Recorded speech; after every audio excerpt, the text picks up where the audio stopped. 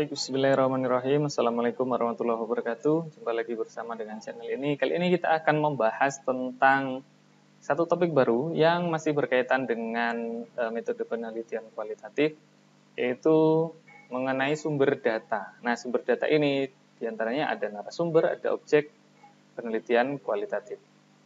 Baik, bagi kalian yang merupakan anggota dari kelas saya, jangan lupa kalian mengisi presensi.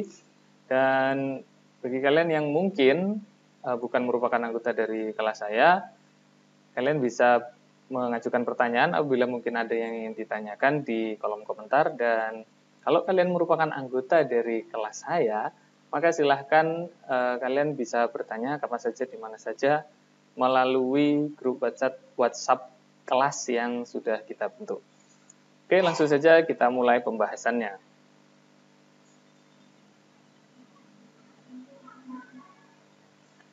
Yang pertama saya ingin mengingatkan bahwa dalam sebuah penelitian itu harus clear terlebih dahulu 3 hal ini, yaitu yang pertama dan utama adalah tentang masalah penelitian. Sebenarnya apa yang membuat kita ingin meneliti sebuah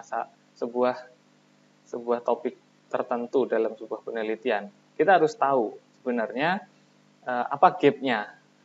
Gap itu adalah segala sesuatu yang berbeda dengan yang seharusnya, begitu. Nah, mungkin yang merupakan anggota kelas saya sudah pernah saya jelaskan tentang masalah penelitian ini dan bagaimana cara mencarinya. Tentu saya di sini tidak akan mengulangi itu lagi. Nah, setelah ketemu gap penelitiannya atau masalah penelitiannya, maka kita akan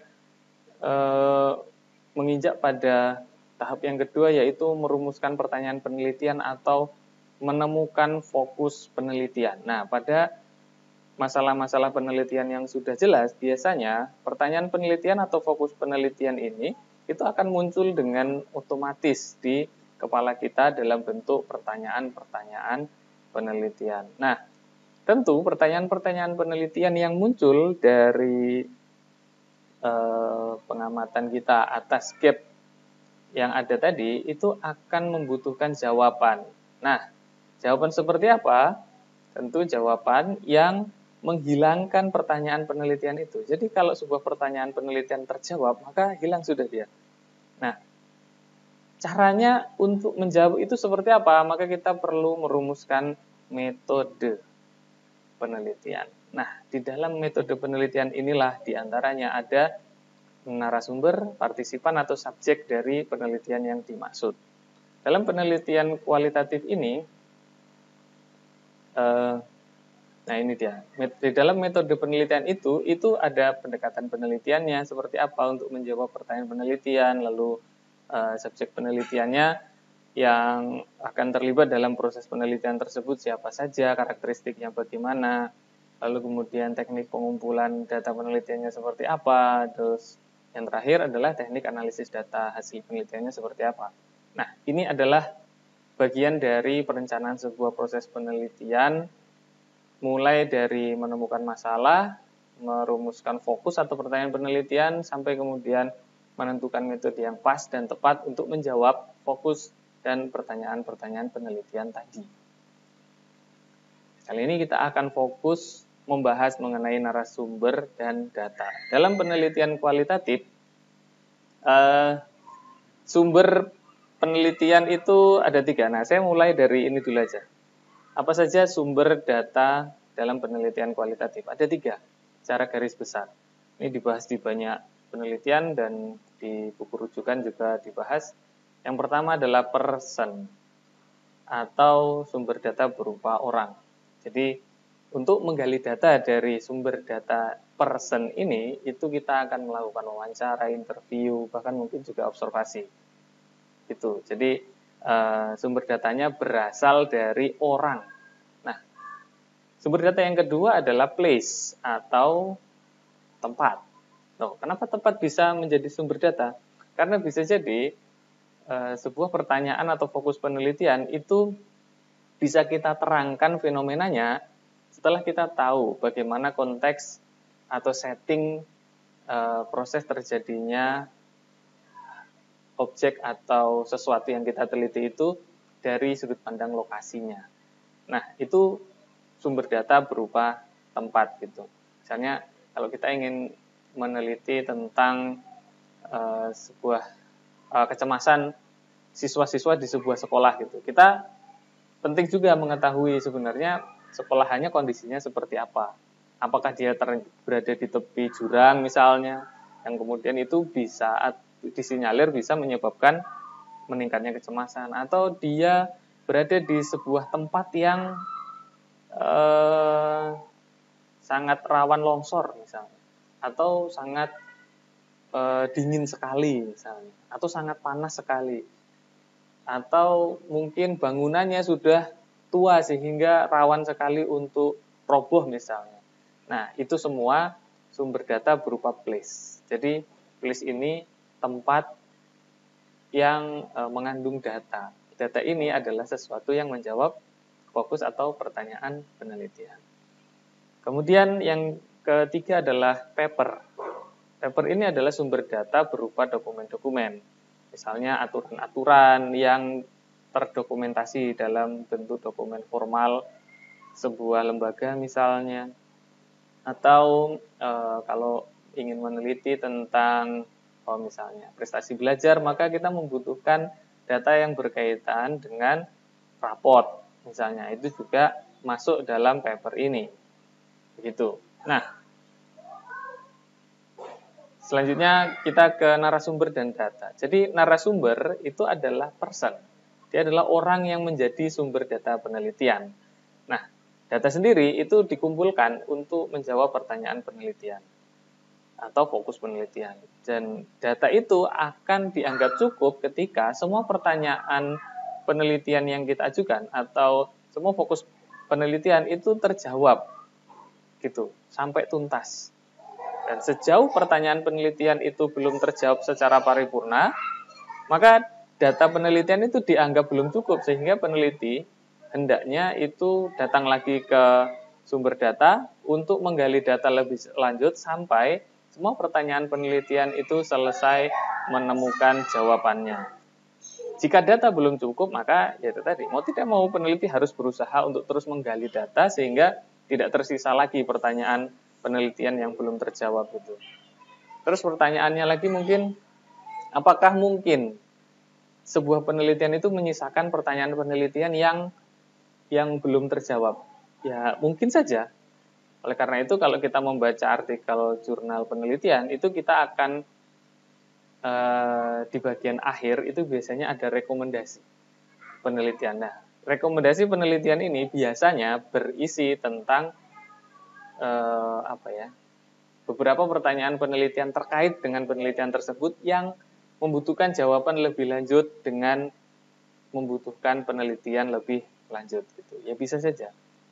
Gitu. Oleh karena itu penelitian itu kan dinamis dan selalu berkembang.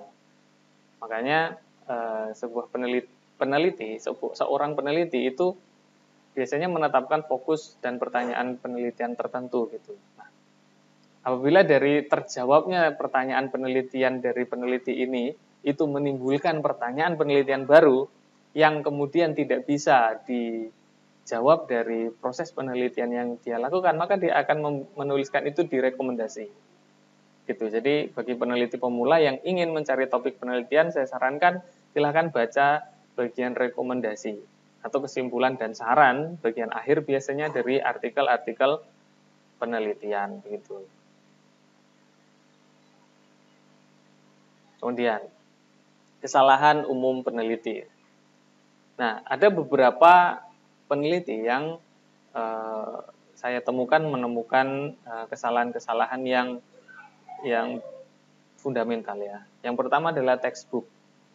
Mereka biasanya itu pada bagian metode itu menuliskan sumber datanya. Namun pada kenyataan tidak semua sumber data itu mereka akses gitu. Jadi mereka ngopi saja bahwa sumber data itu adalah person, paper, dan place gitu. Terus mereka menuliskan seperti tulisan yang ada di dalam buku metodologi penelitian. Tapi pada akhirnya ketika mereka melakukan proses pengambilan data, ternyata mereka sendiri tidak menggunakan sumber data itu sebagai sumber data penelitiannya mereka. Nah, ini kesalahan gitu.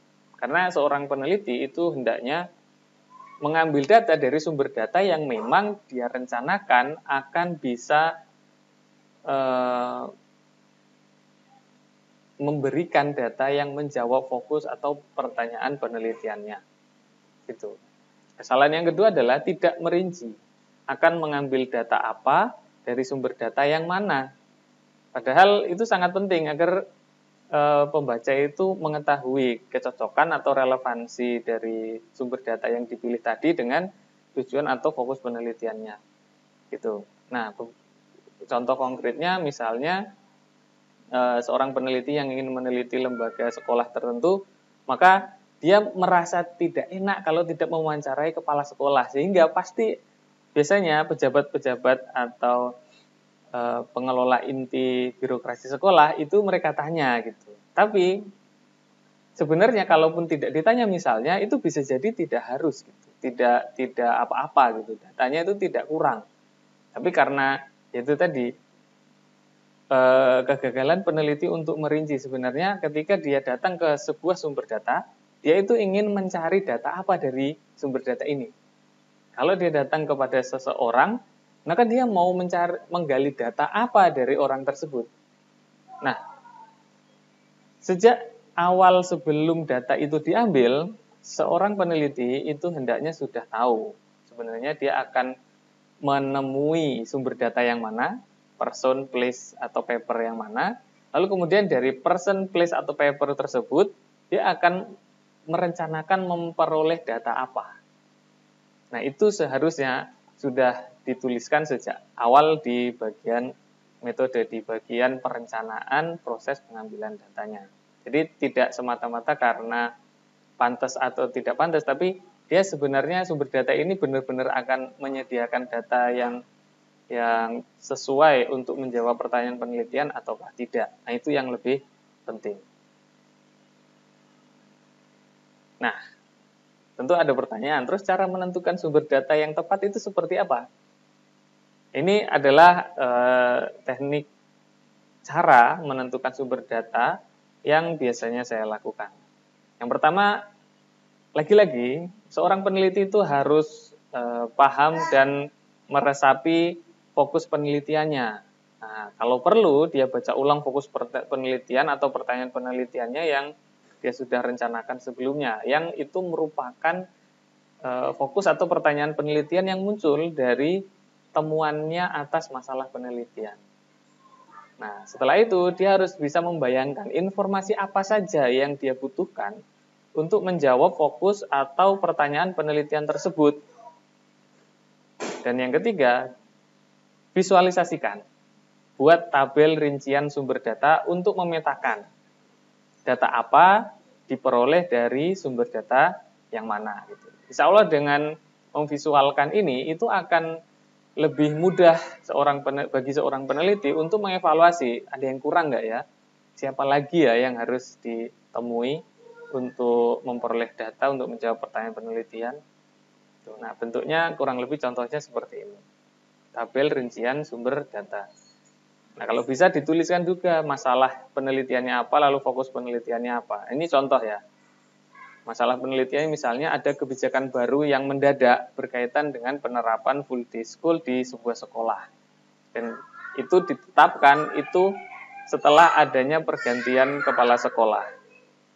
Lalu dari masalah ini muncul pertanyaan penelitian atau fokus penelitian, yaitu bagaimana arah kebijakan sekolah selanjutnya, dan kemudian respon warga sekolah atas kebijakan tersebut seperti apa.